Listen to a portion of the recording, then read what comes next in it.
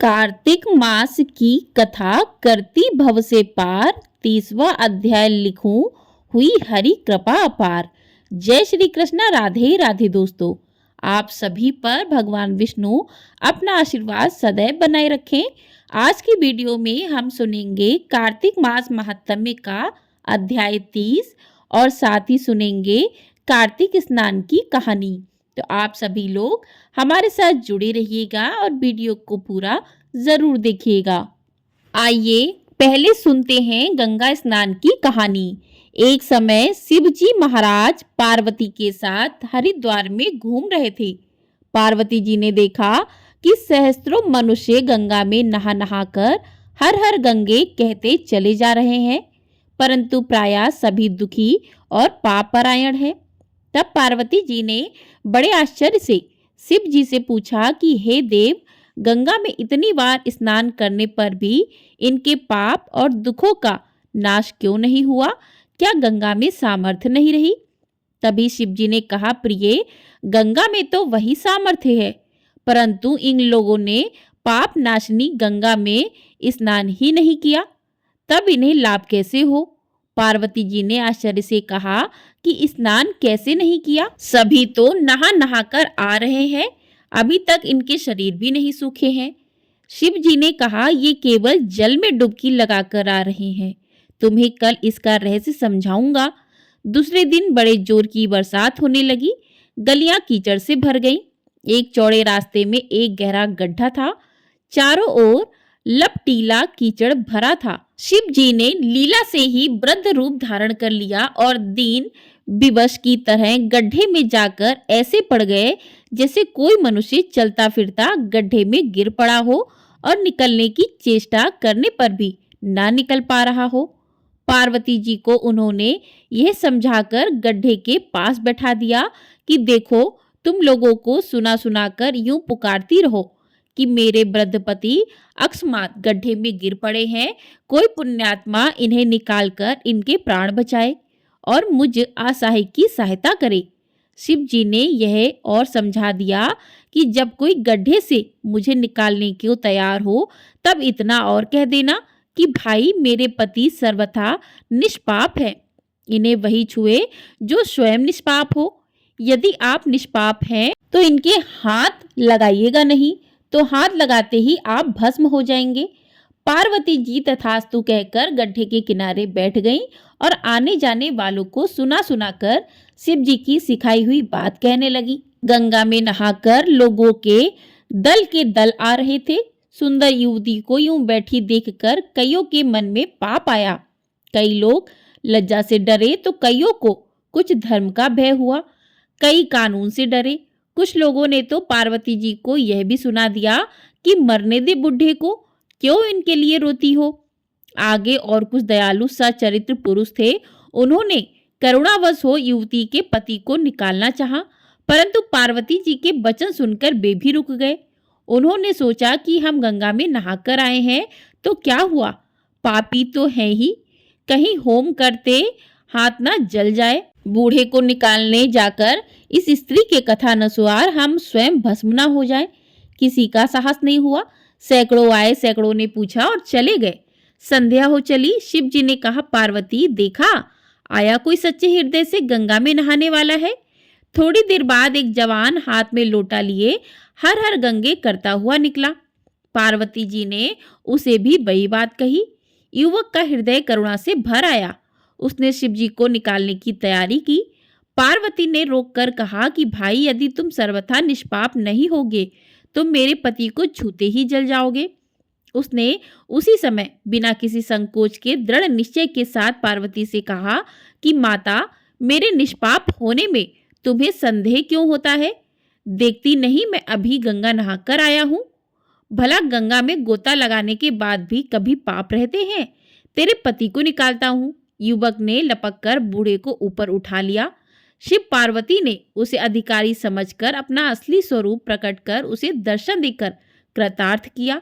शिव जी ने पार्वती जी से कहा, इतने लोगों में से इस एक ने ही गंगा स्नान किया है।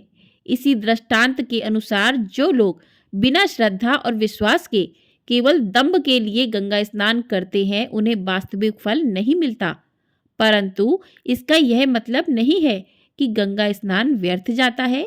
गंगा स्नान बहुत पुण्य भी है। बोलिए गंगा मैया की जय। इस प्रकार से गंगा स्नान की कहानी पूर्ण हुई। आइए अब सुनते हैं आज का अध्याय। आज के अध्याय में भगवान श्री कृष्ण सत्यभामा से बोले कि हे प्रिय, नारद जी के यह वचन सुनकर महाराजा पृथु बहुत आश्चर्यचकित हुए। अंत में उन्होंने नारद जी का पूजन करके उनको विदा किया। इसलिए माघ, कार्तिक और एकादशी यह 3 व्रत मुझे अत्यधिक प्रिय हैं। वनस्पतियों में तुलसी, महीनों में कार्तिक, तिथियों में एकादशी और क्षेत्रों में प्रयाग मुझे बहुत प्रिय है। जो मनुष्य इंद्रियों पर विजय प्राप्त कर इनका सेवन करता है वह मुझे यज्ञ करने वाले मनुष्य से भी अधिक प्रिय है। जो मनुष्य विधि पूर्वक इनकी सेवा करते हैं, मेरी कृपा से उन्हें समस्त पापों से छुटकारा मिल जाता है। भगवान श्री कृष्ण के वचन सुनकर सत्यभामा ने कहा, हे प्रभु, आपने बहुत ही अद्भुत बात कही है कि दूसरे के लिए पुण्य के फल से कलह की मुक्ति हो गई। यह प्रभावशाली कार्तिक मास आपको अधिक प्रिय है, जिससे पतिद्रोह का पाप केवल स्नान के पुण्य से ही नष्ट हो गया।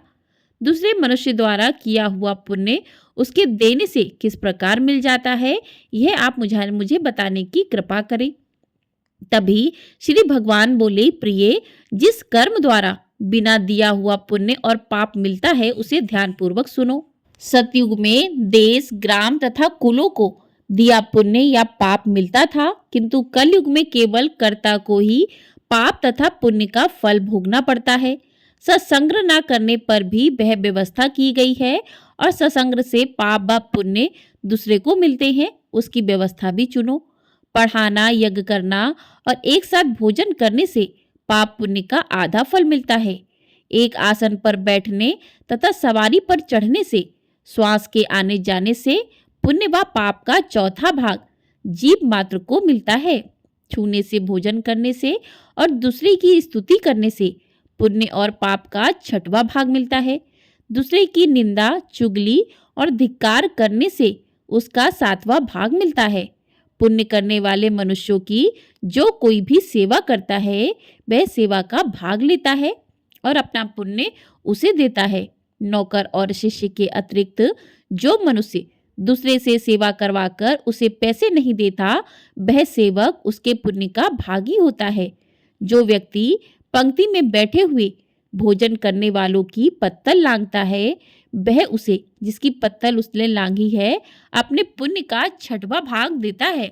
स्नान और ध्यान आदि करते हुए मनुष्य से जो भी व्यक्ति बातचीत करता है या उसे छूता है, वह अपने पुण्य का 6वां भाग दे डालता है। जो मनुष्य धर्म के कार्य के लिए दूसरों से धन मांगता है, वह पुण्य का भागी होता है। ठीक उसी प्रकार जिस प्रकार की दान करने वाला पुण्य का भागी होता है। जो मनुष्य धर्म का उपदेश करता है और उसके बाद सुनने वाले से याचना करता है, वह अपने पुण्य का 6वां भाग उसे दे देता है। जो मनुष्य दूसरों का धन चुराकर उससे धर्म कार्य करता है, वह चोरी का फल भोगता है और शीघ्र ही निर्धन हो जाता है, और जिसका धन चुराता है वह पुण्य का भागी होता है। बिना ऋण उतारे जो मनुष्य मृत्यु को प्राप्त होता है, उनको ऋण देने वाले सज्जन पुरुष पुण्य के भागी होते हैं। शिक्षा देने वाला, सलाह देने वाला, सामग्री को जुटाने वाला तथा प्रेरणा देने वाला, यह पाप और पुण्य के 6ठे भाग को प्राप्त करते हैं। राजा प्रजा के पाप पुण्य के षष्ठांश का भोगी होता है। गुरु शिष्यों का, पति पत्नी का, पिता पुत्र का, स्त्री पत्नी के लिए, स्त्री पति के लिए पुण्य का 6ठा भाग पाती है। पति को प्रसन्न करने वाली आज्ञाकारी स्त्री पति के लिए पुण्य का आधा भाग ले लेती है।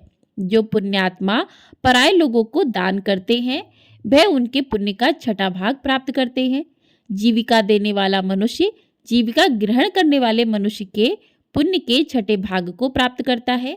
इस प्रकार दूसरों के लिए पुण्य अथवा पाप बिना दिए भी दूसरे को मिल सकते हैं, किंतु यह नियम जो कि मैंने बतलाए हैं, यह कलयुग में लागू नहीं होते। कलयुग में तो एकमात्र कर्ता को ही अपने पाप व पुण्य भोगने पड़ते हैं। इस संबंध में एक बड़ा पुराना इतिहास है जो कि पवित्र भी है और बुद्धि प्रदान करने वाला भी कहा जाता है। उसे ध्यानपूर्वक सुनो।